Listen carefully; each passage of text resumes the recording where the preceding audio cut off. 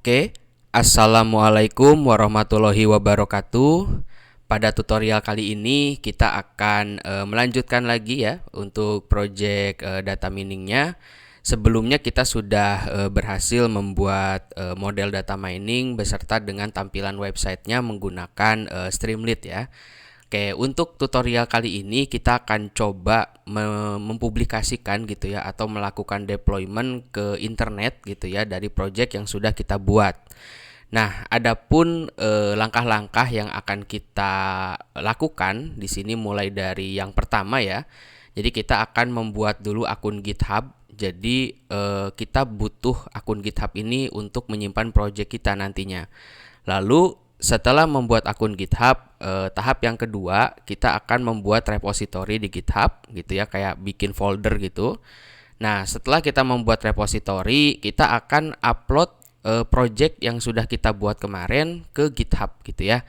Nanti di sini sebenarnya untuk upload project ke GitHub itu ada beberapa cara ya. Kita bisa menggunakan konsol lewat aplikasi Git atau kita juga bisa drag and drop ke websitenya langsung gitu. Nah, lalu yang keempat, nah setelah project kita di-upload, kita juga harus melakukan setting ya, setting requirement untuk project kita.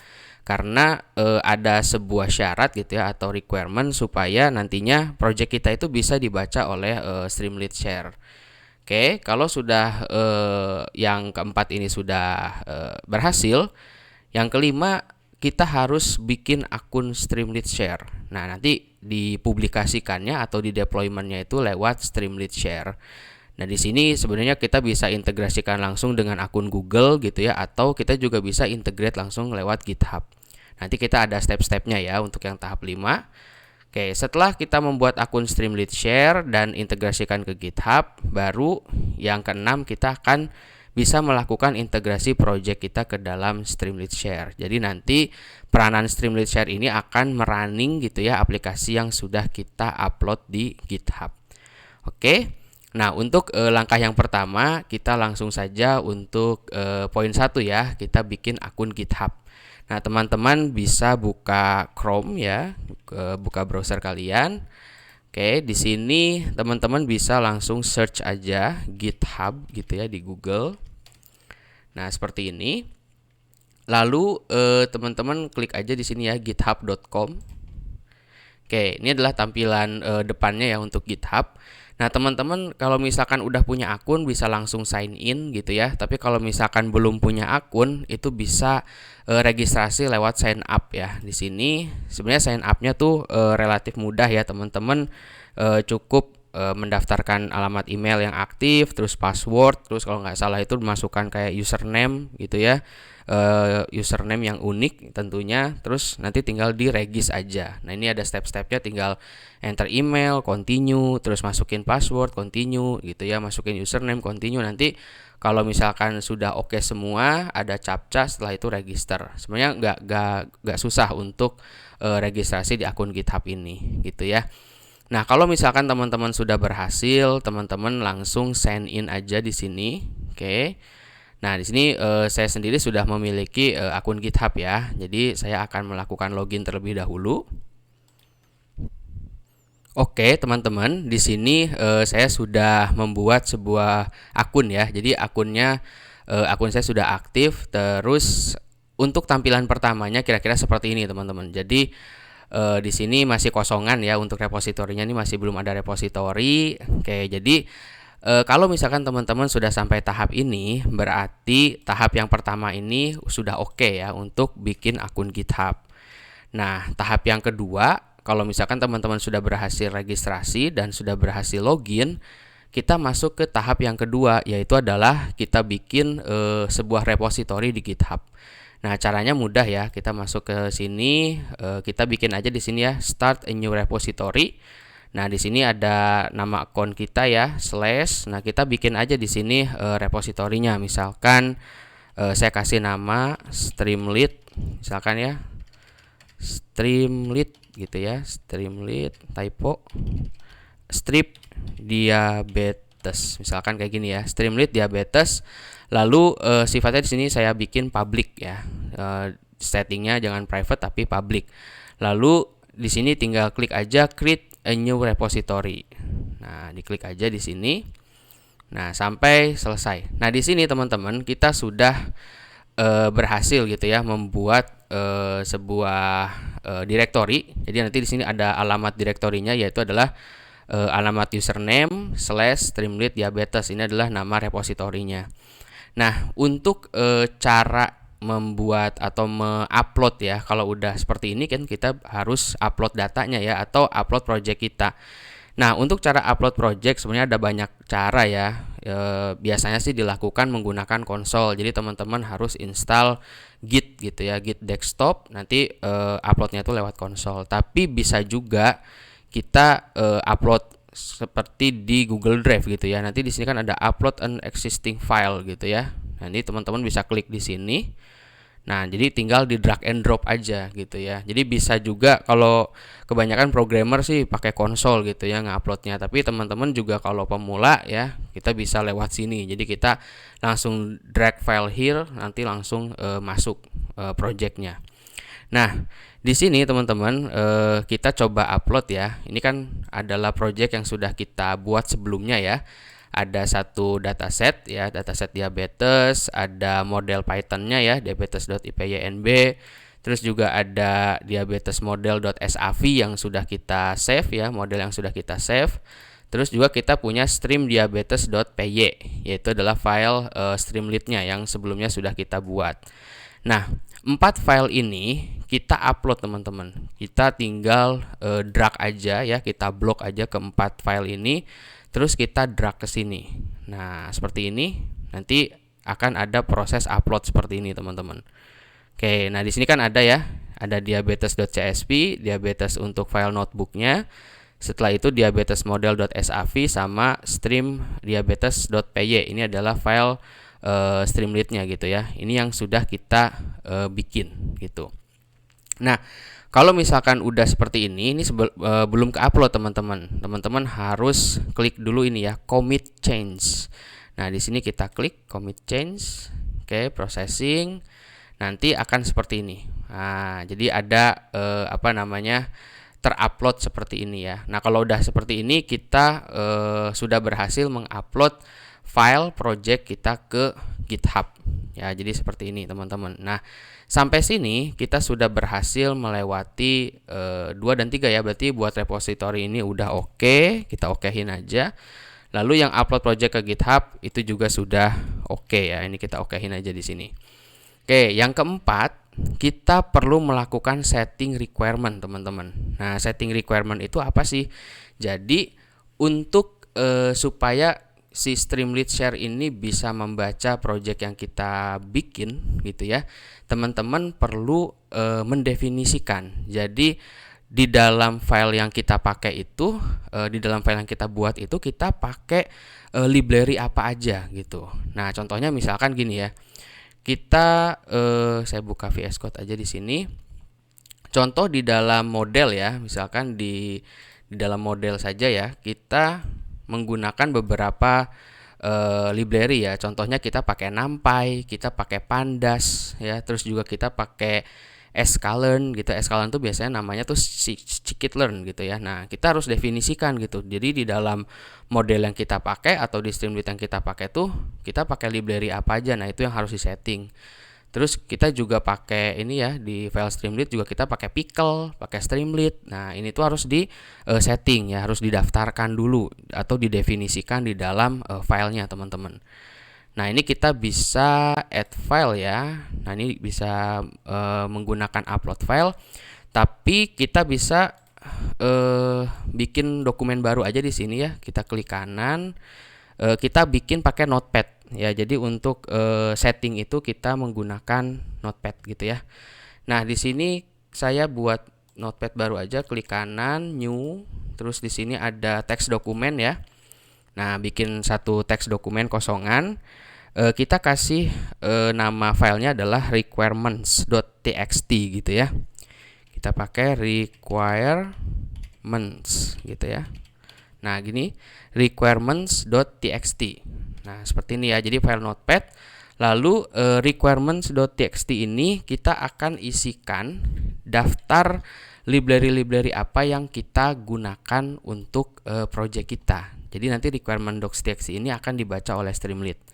Nah, untuk bisa mengetahuinya teman-teman, kita bisa definisikan aja, misalkan kita pakai NumPy gitu ya, atau kita pakai Pandas. Tapi kita juga perlu tahu versinya teman-teman. Nah, coba kita bikin Python baru aja ya di sini ya, di VS Code. Misalkan kita bikin new file aja di sini ya. New file, kita bikin m misalkan, atau tes aja ya, tes.ipynb ya. Nah, seperti ini. Kita coba pengen ngelihat satu versi ya untuk Pandasnya. Misalkan kita masukkan perintah import pandas gitu ya, spd. Nah, seperti ini. Kita coba running. Nah, tunggu sebentar. Oke, udah checklist ya, udah gak ada error. Nah, kita tambahkan kode baru lagi. Coba kita tambahkan perintah ini, pd.shows version ya. Nah, ini show version. Di sini kita buat nih sjson aja ya, sjson. Nah, ini ya, sjson false ya, misalkan sini sama dengan false. Oke, ini false. Nah, seperti ini ya. Nah, kalau udah, kita coba running. Oke. Nah, di sini akan ada beberapa versi library yang kita pakai, teman-teman. Jadi mulai ada Pandas ya. Di sini keterangannya Pandas itu kita pakai versi 1.4.4. Terus NumPy kita pakai NumPy yang versi 1.2 1.5. Terus juga kita pakai pip ya. Pipnya 22.22.2.2. Ini untuk versinya. Nah, versi-versi ini yang akan kita definisikan di requirement docs.txt tadi ya. Nah, kita masukkan aja di sini di .txt-nya. Yang pertama kita pakai NumPy ya. Berarti kita ketikkan aja NumPy gitu ya. NumPy sama dengan, nah, di sini versinya berapa? Kita pakai NumPy versi 1.21.5. Ini saya Ctrl C aja ya, saya copy terus saya paste di sini. Nah, setelah itu kita juga pakai Pandas. Nah, Pandas kita pakai di sini. Nah, Pandas sama dengan versinya di sini kita pakai Pandas versi 1.4.4. Nah, ini kita copy. Nah, kita paste juga di sini.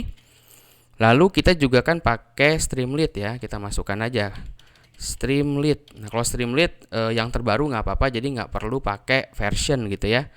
Terus kita pakai pickle, masukkan aja pickle. Terus untuk bikin model SPM itu kan kita pakai sklearn ya. Nah, sklearn itu nama library-nya adalah scikit-learn. Kita ketikkan aja scikit-learn, strip learn. Nah, seperti ini. Nah, kenapa kita menggunakan si scikit-learn bukan sklearn? Nah, kalau teman-teman lihat ya di library, kita buka internet ya. Misalkan kita ketikkan sklearn, misalkan sklearn seperti ini. Nah, nanti ketemunya ya scikit-learn gitu ya. Nah, seperti ini nih, ketemu itu scikit-learn. Kalau installnya pun kalau nggak salah, kalau misalkan kita install manual tuh perintahnya adalah scikit-learn gitu ya. Nah, seperti ini nih. Nah, ini ya, pip install sklearn. Itu adalah scikit-learn-nya, teman-teman. Oke. Nah, kita kembali lagi ke sini ya. Jadi, kita pakai NumPy versi 1.21.5. Kita pakai Pandas 1.4.4. Kita juga pakai Streamlit, pickle, dan scikit-learn. Nah, kita juga bisa tambahkan pip ya. Pip. Di sini pip yang kita pakai versinya adalah di sini versi 22.2.2. Nah, ini untuk versi pip yang kita gunakan. Nah, pipnya kita bisa masukkan juga di sini. Oke. Nah, ini kiranya ada 6 ya. Ada 6 library yang kita pakai ya. NumPy, Pandas, Streamlit, pickle, scikit-learn, dan pip. Nah, kalau sudah kita bisa save aja, Ctrl S ya. Ctrl S untuk di save. Nah, kalau udah, oke. Nah, settingan ini kita akan upload ke sini, teman-teman. Ya, kita akan upload ke GitHub. Ya, kita satukan.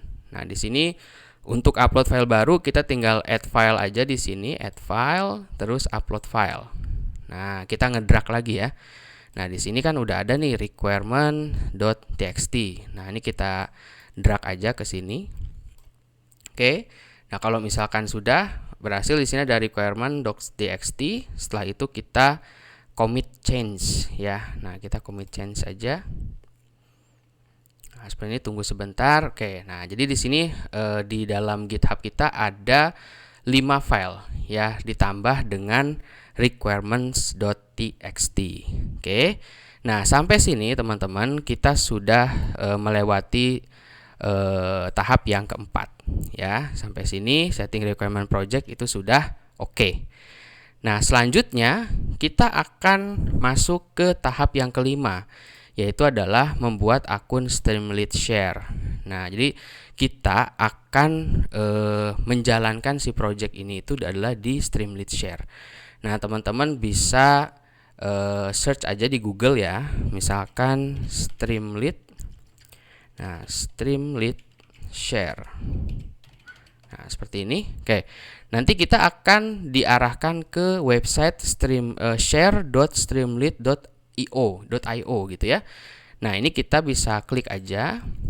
Nah, seperti ini kira-kira tampilannya. Jadi, kita bisa sign in menggunakan Google, kita bisa sign in menggunakan GitHub gitu ya, atau kita bisa sign up dulu gitu ya, masukkan email terus continue with email.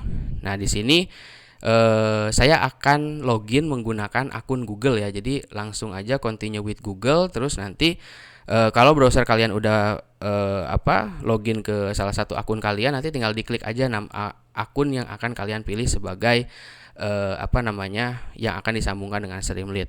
Nah, saya akan menggunakan metode yang continue with Google ya. Oke, nah seperti ini teman-teman. Jadi kalau misalkan teman-teman sudah masuk gitu ya, continue with Google, terus teman-teman pilih akun kalian, nanti sekiranya tampilannya akan seperti ini ya. Jadi nanti ada your apps, terus ada new app. Nanti ini kan masih polosan ya, masih kosongan, belum ada project yang kita bikin. Nah, terus kan di sini ada tanda seru nih. Nah, settingnya tanda seru. Kenapa tanda seru? Karena kita belum nyambungin ke akun GitHub tuh ya. Nanti kita bisa sign in with GitHub aja di sini. Kita klik. Oke. Nah, nanti kita akan dilihatkan seperti ini. Kita authorize aja, authorize Streamlit. Nah, nanti akan seperti ini. Jadi kalau udah berhasil, kita akan kita akan tanda serunya akan hilang karena kita sudah terintegrasi ke akun GitHub. Jadi setelah kita login ke Streamlit, pastikan Streamlit ini itu sudah nyambung dengan GitHub kita, gitu ya. Oke. Kalau sudah gimana? Nah, kita tinggal klik aja new app di sini, new app. Nah, nanti akan terbaca ya. Ini nama akun GitHub-nya teguhiman404/repo. Nah, di sini teman-teman bisa klik. Nah, dia otomatis akan membaca tuh ya. Di sini akan membaca direktori yang ada di GitHub kita. Nah, kan di sini saya bikin nama repositorinya Streamlit Diabetes. Dia akan langsung terbaca tuh, Streamlit Diabetes. Nah, ini kita klik aja repositorinya. Karena di sini juga hanya satu ya yang saya bikin ya, Streamlit Diabetes. Lalu branch. Nah, branchnya main biasa. Nah, setelah itu kita lihat di sini nih ada main file path. Nah, di sini adalah file Streamlit yang akan kita running. Di sini untuk file Streamlit-nya kan dia adalah ini ya. Di sini kita pakai stream-strip-diabetes.py. Ini yang file Streamlit yang kita gunakan kan. Kalau kita klik tuh, ini kan kodingan-kodingan kita sebelumnya ya. Nah, ini file Streamlit-nya. Jadi yang dipanggil adalah file Streamlit ini ya, stream-strip-diabetes.py. Jadi nanti di sini kita masukkan aja yang ini, stream-strip-diabetes.py. Oke. Nah, ini setupnya ya untuk deploy an app. Jadi kita pilih repository, branch-nya main. Lalu main file path-nya kita pilih file Python yang di dalamnya adalah codingan Streamlit. Nah, kalau sudah, ini advanced setting nggak usah, langsung kita deploy. Di sini kita klik aja deployment. Nah, setelah kita tunggu, kita perlu menunggu ya beberapa saat. Ini kita lihat di manage app. Nah, nanti di sini tuh ada loadingannya ya. Kita tunggu saja sampai setupnya itu selesai ya. Oke, di sini ada error teman-teman. Coba kita lihat dulu ya di sini masalahnya ada di mana. Oke, tunggu sebentar. Oke, di sini ada keterangan kalau misalkan could not find a version that satisfies the requirement pickle gitu ya. Nah, coba kita cek dulu di sini di GitHub kalau pickle-nya kita hilangkan ada efek atau tidak gitu ya. Di sini kita hilangkan dulu pickle-nya. Misalkan pickle-nya kita hilangin gitu ya, kita delete. Setelah itu kita save change ya, commit. Nah, setelah di sini kita coba kembali lagi ke Streamlit. Terus kita coba restart ya. Nah, ini auto restart, coba kita lihat. Oke, ada proses di situ. Nah, kita tunggu sampai prosesnya selesai ya.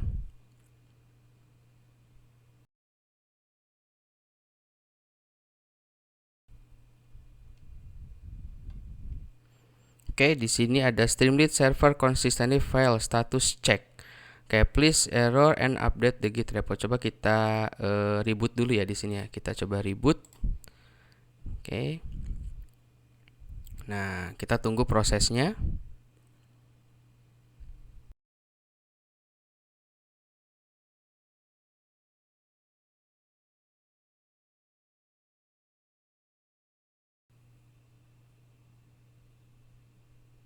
Oke, nah ini kalau misalkan tadi ada beberapa proses ya. Jadi memang prosesnya itu agak cukup lama ya, sekitar 4 sampai 5 menit kalau di PC saya ya. Jadi kalau misalkan sudah tidak ada masalah, itu akan langsung tampil websitenya ya. Jadi di sini ada data mining prediksi diabetes ya, sesuai dengan atribut-atributnya ya, sesuai dengan aplikasi web yang sebelumnya sudah kita buat di localhost. Nah, jadi kalau udah berhasil nanti tampilannya seperti ini. Nah, tadi ada satu koreksi teman-teman. Jadi sempat ada error ya. Nah, yang dibenerin itu adalah di Streamlit ya, di Streamlit diabetes untuk file requirement.txt itu tadi kita definisikan ada pickle. Nah, pickle-nya itu kan tadi di delete ya. Kita hapus terus kita save lagi.